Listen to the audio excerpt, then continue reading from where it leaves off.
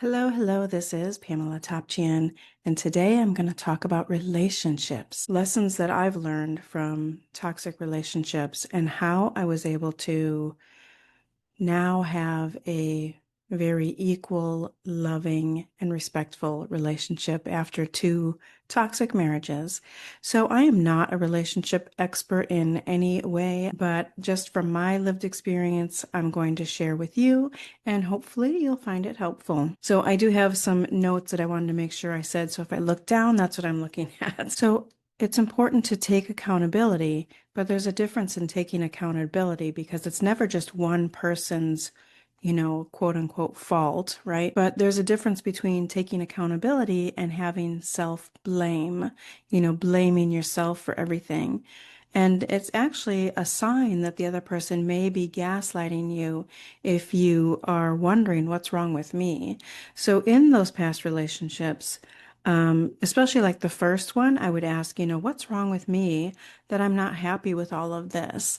Because I was able to give my children a childhood that I didn't have. I had a decent home, and my kids were not hungry, and they had nice places to play and friends and go to school and stuff. So I would ask myself, what's wrong with me that I'm not happy with all of this? Then also, at least this, at least he's not doing that, at least he's not doing this. And especially in the first one, when there was no physical violence at all, it was at least he's not hitting me. At least there's no abuse. At least he's not abusing the children. At least, at least, at least. So that's a clue to you if you start thinking those things that maybe this isn't the healthiest relationship. But on that same note, like I said, it's important to take accountability. Who was I at that point in my life to allow this to happen, to allow it to get to this point? What kind of person was I that I was not standing up for myself, keeping quiet? And what would I do differently now? You know? You've got to think of those types of things. It's so easy to point the finger and blame and be like, well, this is what he or she did or said, or this is how he or she treated me. In those past relationships, I was definitely judged and criticized and controlled. There was emotional and verbal abuse in the first one, and then the second one all kinds of abuse, much more than the verbal and emotional abuse. What did I do back then that kept me there, that kept me from speaking up, or that kept me from walking away sooner than I did? I've learned the importance of respecting independence and personal space. So important. It doesn't mean being selfish or pushing the other person away, of course, um, but it means finding balance between doing things together and still knowing who you are as an individual. You don't want to lose yourself in anybody else or lose yourself in a relationship. It's so important. And both of my previous relationships, I really lost myself.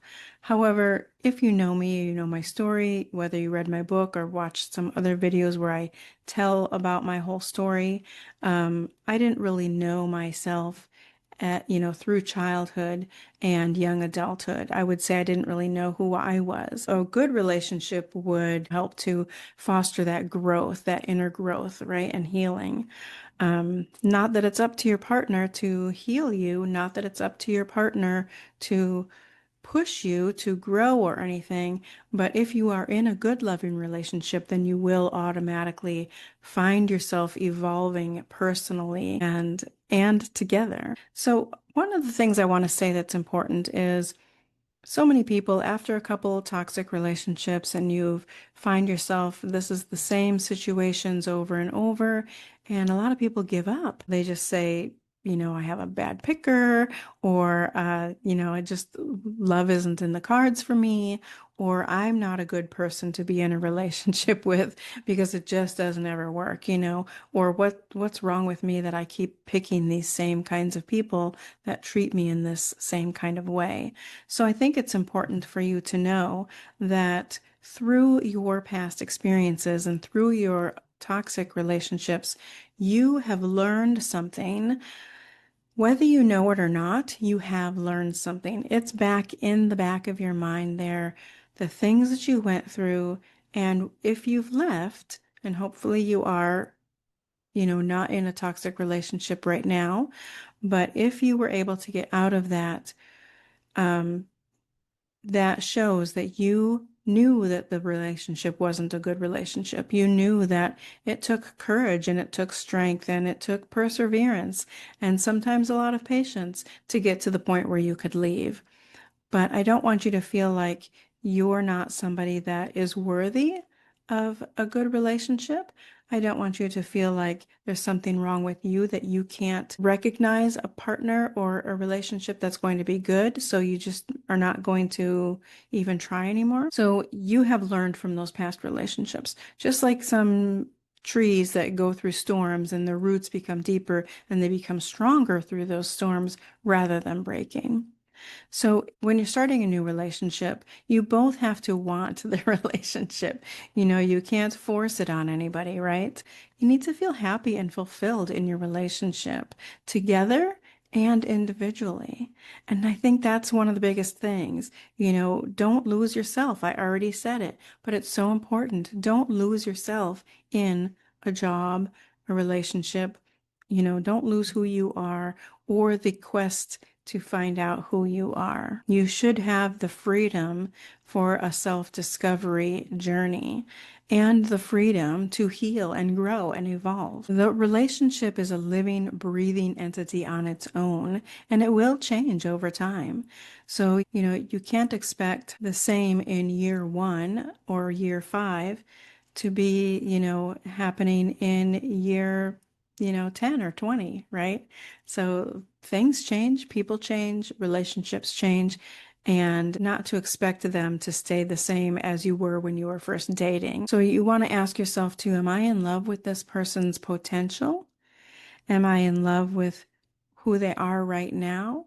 Or do I want some things to change about them?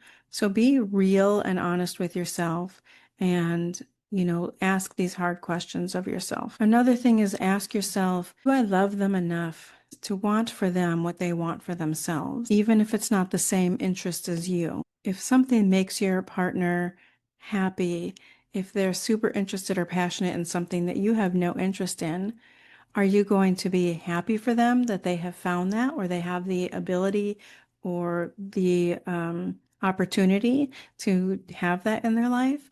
Or are you going to feel bitter or feel like it's taking away from you? So those are questions to ask yourself as well. If you're coming out of these types of relationships, rather than jumping into another one, it's important to take that time for self-reflection. Take that time, either journaling, meditation, just self-reflection, however you do that. Therapy was great for me. I would not be in the absolute, respectful, loving, equal relationship that I am now if I did not get therapy. So I knew that I went from one toxic relationship to another right away. And then I had a big major breakdown. And this has to do with a lot of other stuff besides the relationships, but that gave me the time to work on myself and to know that I had to heal in many ways before I could actually be all in a relationship. So that's very important. Find what works for you as far as a healing journey, and a self-discovery journey. So before making any kind of commitment to marriage, I think that it's going to be a little controversial, but I think it's really important to live together for a while. That day-to-day stuff, right? And you will see how somebody handles their stress, how they react to small disappointments, how they communicate during conflict, what coping skills they might have, do they support you and do you support them? And I'm not talking financially, I'm talking about emotionally and working together as a team in a household. You have to see that stuff, I think, before you commit to the rest of your life with somebody, because life is going to have its challenges, and especially if you're a younger couple, but even if you are an older couple and you've been through a couple like myself, when it comes to kids or finances or mental health or one of the both of you, or physical issues that might come up. So it will help to already know this person's coping skills, to already know where they might need extra support, what's important to them, their, love languages and all that. It's important to know these things so that you can make it through those tough times. Because sometimes the relationship isn't broken or done, it's just a tough season. You want to make sure that you can talk to each other and feel free to ask each other, how's it going? How are you doing? And especially through those tough times, it's a good time to say, how are you handling this? Is there any way that I can support you through this? What do you need from me during this time right now? And that goes both ways. So if you find you're having trouble in your relationship, come together and talk about it. What brought us to this point? What brought us together in the first place? And did you have expectations that weren't fulfilled during that? And what brought us to this point where we're having issues? So just if you're able to even talk about those things, that's a good indication that your relationship is pretty healthy, depending on how the conversation goes, right? And it might be something that you can work through. So I was taking courses for a lot of things, but coaching was part of that. And I was learning about couples coaching. And so as I was learning about it, I did sort of a mock thing of questions to ask each other and to ask yourselves in a video just to kind of show what I was learning and to maybe help those to practice with that. So I'll put that link below in the description. So you want to make sure you're showing up equally in the relationship. Are we in this together? Do we have each other's backs? Are we proud of the other for their growth? Do we want to see their happiness and their peace as much as our own? And you want to make sure that you don't hope that for the other person more than yourself. You want to look at each other as equals and want their happiness and their peace of mind as much as your own. And that, again, everything goes both ways. So I want you to know, if you've had to start over, if you've been through these toxic relationships, be proud of yourself for getting out of them. Don't look at it as, being embarrassed. I've had 2 divorces, or I'm married for the 3rd time. Be proud of yourself that you got out of those relationships that weren't healthy. So be proud of yourself for that. And if you're in this spot right now and maybe you're wondering if you even deserve a healthy relationship, if it's even possible, I see you. I have been there. I know. I see you. You are not alone. You are not broken. You are learning, you are growing, you are evolving, and through all that you've been through, you have learned more than you may even realize. So let your story of the past relationships shape you and guide you towards something better. It doesn't define who you are. So thank you so much for listening. I hope this was helpful.